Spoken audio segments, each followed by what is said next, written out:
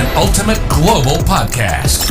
Hello, and welcome to our special weekly podcast on trending international and social affairs. You're listening to Saurabh Kora and George Mavros from Sydney. So, welcome to another exciting episode of Ultimate Global Podcast.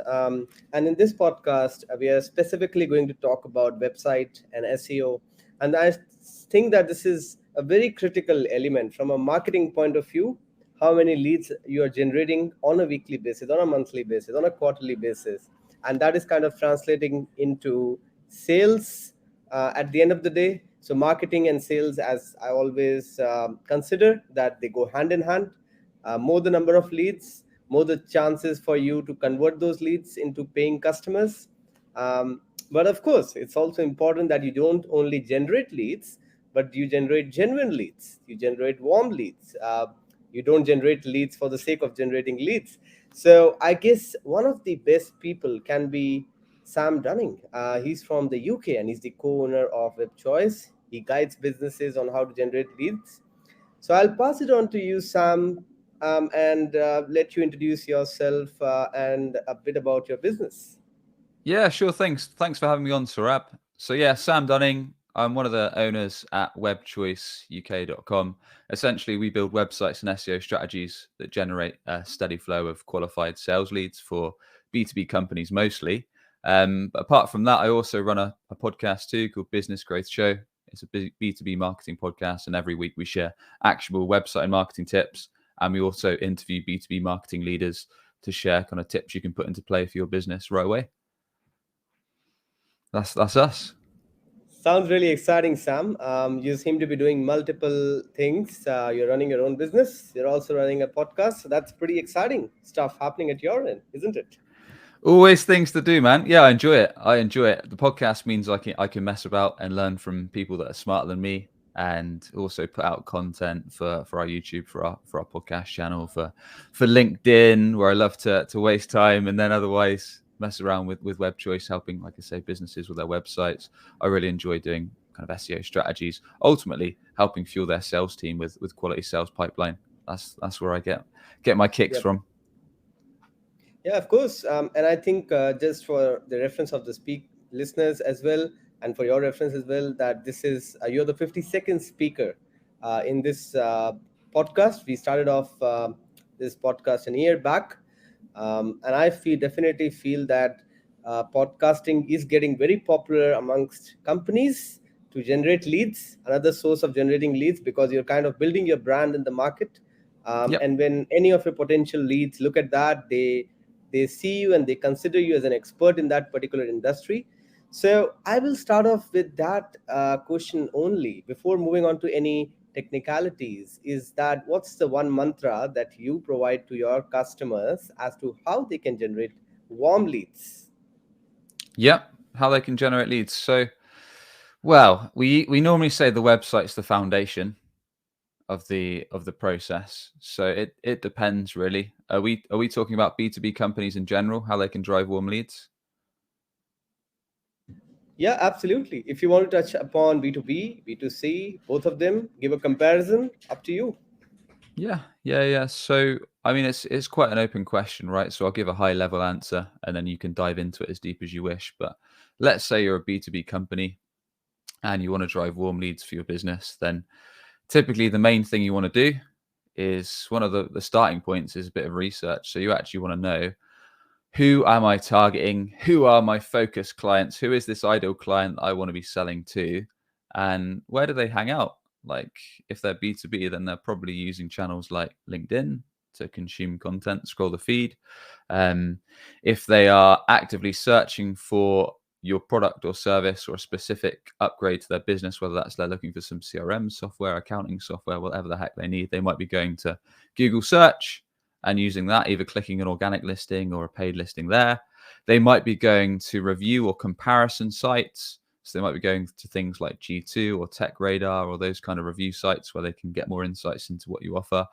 They might be looking at or consuming podcasts or checking out YouTube to learn more about your niche or your service or your operation, or kind of getting their own ideas and educating themselves. So there's a bunch of different channels, and there's many more. They could be on Slack groups or communities. So one of the main things you firstly want to do is, when it comes to generating inbound, you want to actually know where your target prospects are hanging out, rather than doing random marketing on channels and hoping for the best, because that's just going to waste either your time of your team, or it's going to waste your money if you're spending that on marketing or advertising activities. And then you want to basically invest in one or two of those channels to start off with. So ultimately, if you're a B2B business, what makes sense first and foremost is to go to what we call high intent channels. So what I mean by that is where people go when they need your product or service right here, right now. Typically, one of the best places for this is Google search. So whether that is the paid search or the sponsored listings with Google AdWords, which typically show up at the top of your search results or sometimes at the bottom. So for example, let's say you offered accountancy software, maybe it was a finance company. So if someone searches financial accountancy software, your ad's going to show. Or likewise, you might want to consider SEO, which is the organic non-paid listings, which is more of a longer term strategy that we can dive into some tips and tricks on how you can do SEO for your business in a bit. So yeah, thinking of those, because the reason they're high intent is basically if someone searches, I don't know, finance CRM for my company or something like that, chances are they need it. So if they go to your website, they're going to probably click through, learn a bit more about what you do, maybe check out some results you've got for clients, maybe check out your pricing page. And if that ticks all the boxes, they're going to request to speak to sales. So they can request a demo or request a consult or whatever your call to action is. So usually you want to start, if you're going to market as a B2B company, you want to drive kind of high intent leads. You want to look at these high intent channels like Google search or Google paid search. Organic SEO is going to take longer. And we can, like I say, dive into that strategy or paid search. Another high intent channel is review sites. So these review sites tend to rank really well on Google search as well. So things like G2, Capterra, TrustRadius, depending on if you're US or UK, those review sites rank really well on Google. You can pay to get a sponsored listing on those, and you can start driving high quality traffic and high intent leads, get demo requests to your site. Then you probably, if you're B2B, like we said, some free options, some like non-paid options are creating content on LinkedIn. So building up your authority, building up your reputation by sharing tips, stories, insights, building up your audience on LinkedIn. And that way you can drive kind of traffic to your site or direct in the DMs to you, or starting kind of your own podcast like we're doing now, building up an industry expertise, reputation. But the main thing of all of this is that your website is the foundation.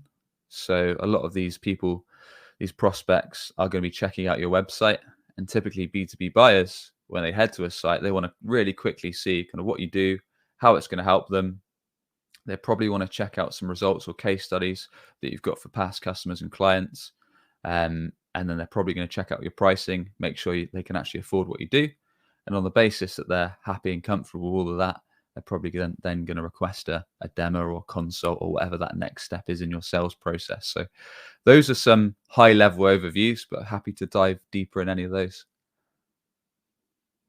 Well, yeah, that's really exciting to know. A lot of things that you have already told, including podcasts, looking at the right prospects, looking at those key metrics that really will define how you're getting those leads, and then qualifying them to potential sales opportunities. But while we are targeting those leads, what are some of the key metrics that the company should really focus on?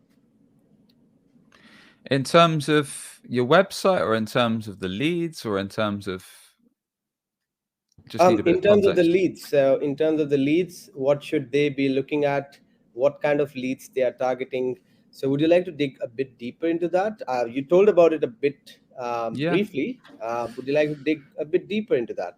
Yeah, so I guess I'll give you a few options. I mean, in terms of lead gen, so B2B companies, you have different types of leads, right? So you've got MQLs, marketing qualified leads, which might be someone that headed to your website or downloaded like an ebook or a guide or a white paper. So that's typically those kind of MQLs, marketing qualified leads. Those need some nurturing. So they might need to be shown content over a period of time, whether that's like an email nurture with a drip feed of email content and educational stuff over weeks or months until that prospect is eventually ready to speak to your sales team. Or you've got SQLs, so sales qualified leads. These kind of leads are typically people that actually go and raise their hand and say, I'm ready to speak to sales right here, right now. So they'll fill out your requested demo time, or they'll book time on your sales rep's calendar, or they'll book a consult. They'll fill out a form for that. So different types of leads, really. I mean, depending on the size of your organization and how many sales reps that you need, you might take an approach where you do both and you generate a ton of MQLs. You might run things like LinkedIn ads where people do form fills. You might, like I say, have gated ebooks. You might run webinars where you get people to sign up with their email, and then you might nurture these people over time with content, with email feeds, with ads on LinkedIn, nurturing them. Or likewise, you've got the high intent leads, which typically, if you're running things like I talked about earlier, like Google organic search, Google paid search for search terms where people's are actually needing your product right here, right now, then on the basis your website does a good job, you can point them to kind of book that demo or book that consult, which is going to be a sales qualified lead as opposed to an MQL. That's true. I think some of the times a lot of the companies make mistakes as well in terms of what kind of keywords they should be using, or they try out a lot of keywords quite frequently. They don't stick with that. So I guess it will be really important for us to discuss in this podcast the importance of keywords, and the importance of using the right keywords for different companies, and probably sticking to that and testing that out for some time, isn't it? Yeah. So you mean from an organic SEO perspective? So ranking on Yeah, Google for yeah. certain search terms? Yeah. Yeah, exactly. So, I mean, usually if you're starting an SEO campaign and you want your website to rank on Google organic search, you can do keyword research for paid search as well, Google ads. So first and foremost, you need to see how competitive the market is. So for example, if you're in a massively competitive space, so for example, if you're selling CRM software, which I often talk about, then the leaders in the market like Salesforce, HubSpot, etc., they're just going to dominate. So if you're looking at general terms like CRM companies, CRM software, unless you've got hundreds and thousands to pump into a marketing spend, you're not even going to make a dent. You're just going to be a drop in the ocean, and you're probably never ever going to rank against these beasts in the industry. So you probably want to niche down initially. So when you're doing your research into search terms, keywords that you want to rank for, you want to go niche. You want to do what's called longer tail keywords, which typically have 3 words or more. So instead of just targeting things like CRM software, you might want to go very specific to what you're offering. So if you offered, I don't know, CRM for accountancy companies or CRM for sales teams, then you could hone in on that, like CRM for sales companies or sales company CRM provider or best CRM for sales teams, those kind of things. Because that way you're not going against the monsters, you're niching down the search results, and you're providing more intent. So if a sales team actually needs a dedicated CRM for themselves, they're more likely to find what you need. So those are what's called high intent keywords. Those are probably the ones you want to look at initially. So chances are if someone types in one of those, then they're probably going to request a demo if your website builds trust with them and converts them effectively. And then you've got things like the middle of the funnel, where people are maybe comparing you to maybe a couple of other providers. So let's say you know one of your competitors. So for example, if you were looking at HubSpot, you might say HubSpot versus Salesforce, or you might say Software 1 versus Software 2, where you basically giving people the options that want to compare. And then you've got kind of real top of the funnel searches where people are still in the educational side of their journey. So when they might be searching things like how to find the best CRM for a sales team, or what to consider when investing in CRM, or what kind of companies need CRM, or do sales teams need CRM? So these kind of things where you can actually position your website as more of an authority, give people useful tips, because these keywords are probably going to link through to blog articles. Then they can read them out. They might get the tips they need. Then they might sign up for your newsletter, or they might sign up for a webinar. So it's people that are really early on in your journey that might consume some of your content, sign up for a guide or something like that. And then over time, you can kind of nurture them. So those are like the 3 tiers of kind of top of funnel searches, middle of funnel searches, and bottom of funnel searches, where people are likely ready to buy. Those are some things you probably want to consider when you're doing your research into keywords. And then you can start looking at what's called on-site SEO, where you build out the content of your website, you build out the main pages, and you build out the service pages and your blog articles and your resources and all that good stuff. And also something called technical SEO, which we can jump into if you wish. Oh, yeah, absolutely. I think I was just thinking about this fact that the in these times the companies are making not only the mistakes in the keywords, but it also depends on the content that you're putting out. If the content is not relevant enough, I might go there, but it might not lead to any conversion to a sale, or it might not bring any prospect to the sales team because your content wasn't catchy, your content wasn't as glamorous to be converted into a sale. So I guess there's a lot to do with a mix of issues here in terms of the SEO and the content that you produce. And I think that's where I really feel that the companies should definitely have a person who is specifically working towards the SEO part and figuring out what can be done from the SEO point of view in terms of organic leads, or what can be possible mistakes, or they can outsource to people like Sam Dunning who are doing a wonderful job, isn't it, Sam? Yeah, I mean, you've raised a good point there. In terms of pages, so let's say you've done your keyword research, you've nailed down the search terms you want your site to rank for. You've maybe done your on-page SEO, so you've built out. Typically, if you're doing that, you want to build out information pages for each of the main services or products you offer, and maybe the locations too. Essentially, think of your website as the go-to resource for your company, or for your industry rather. So if people are thinking your sector, if they think of your website, you position your website as an educational tool as well as a conversion tool. It's going to help you a lot from that SEO and content mindset. But going back to your point there, you're exactly right. So there's no point driving people to a page if it's not going to give them the information they need quickly, if it's not going to answer their questions, if it's not going to handle their objections, if it's not going to build trust with them and then convert them. So point them to book a call or whatever that action you want them to take with your sales team is. So some ideas to do this are actually understand what your customers, what your audience care about. So thinking of things like, what are the common questions we get on sales calls around this topic? What are the common objections and frustrations we get on sales calls around this topic? If you don't know yourself, then you need to listen to your sales team. You can get them round, you can have a coffee, you can have a beer with them. You can say, look, what are the top questions that the people ask are on this product or on this service that we're building out content for? Or you can listen to sales calls yourself. Or if you're the founder of your business and you're a 1 or 2 man band, then you'll know this intel already. So yeah, making sure, because Google recently rolled out an update called helpful content. And essentially one of the cruxes of this is giving people information they need fast, making sure it's relevant, making sure it's helpful, and not like clickbaity, just drawing people in and not really giving them what they're searching for. So yeah, making sure when someone lands on this service page or this information page, you're saying, look, this is what we do. This is how we can help. This is how we fix your problem. These are some of the key benefits. Maybe you've got an FAQ section. Maybe you've got a useful video, an infographic, a relevant podcast.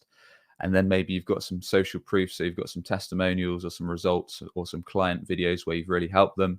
And then you've got a clear call to action, like request a demo or request a consult or whatever that next step is you want to take. So those are just some key pointers that just help with conversion, help with trust building on pages on your site. Oh yeah, absolutely. One of the other questions that I really want to ask you about, Sam, is some of the common mistakes that companies can do. I think we have already pointed out a couple of them, including not having the right content, not using the right keywords. Anything else that specifically comes to your mind when you talk to your customers and you see that this is one of the biggest mistakes that they're making? Loads. More than we got time for. But one of the biggest, we can do a couple. I mean, on a website point of view, one of the worst things you can do with your website, especially if you're a B2B company and you've got a sales team that this website needs to fuel a steady flow of qualified sales leads to, is designing the website for what you think looks good. So designing the website to stroke either your own ego or your marketing team's ego or your C-suite's ego, because that means the site's only going to appeal to you. And ultimately, you're not trying to convert yourself, you're trying to convert your target clients. So customer research, customer interviews for your website is really important because it can fuel your design. So actually how your website looks and feels. It can fuel the content that goes into the main pages, and it can also fuel the structure of these pages. As a quick example, a couple months ago on the Web Choice site, we were redesigning our pricing page.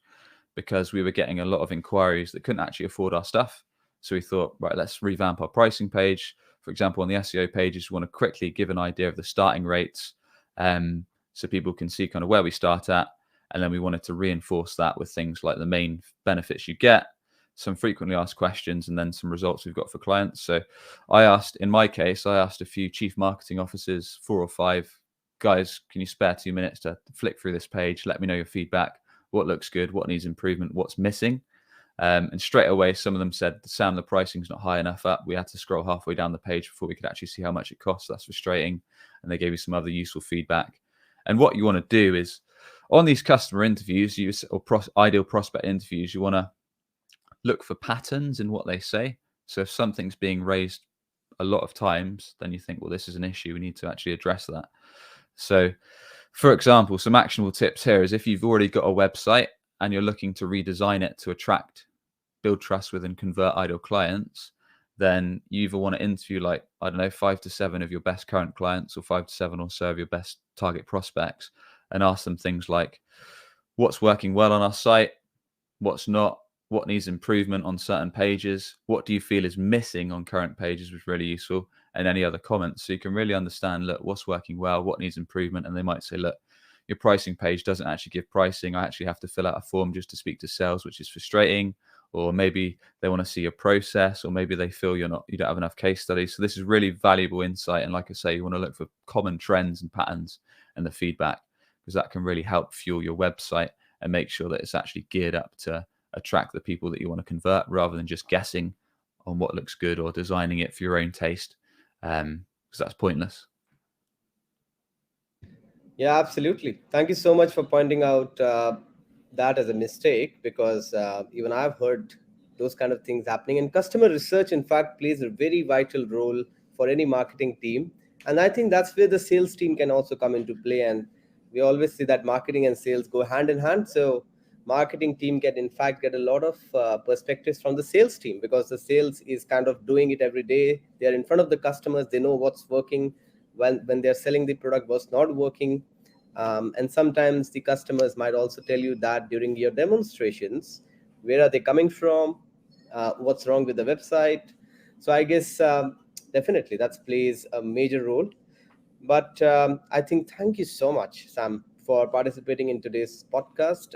It was really insightful. I'm sure that when we are going to share this with the audience, the insights that you have shared can be really useful. And of course, I'll also be sharing the link of your website. So if anyone from my network in Australia or New Zealand wants to get in touch with you, they'll definitely go to that website and register there.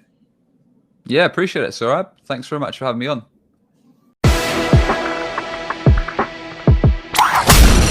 This is an Ultimate Global Podcast. Hello, and welcome to our special weekly podcast on trending international and social affairs. You're listening to Saurabh Kora and George Mavros from Sydney.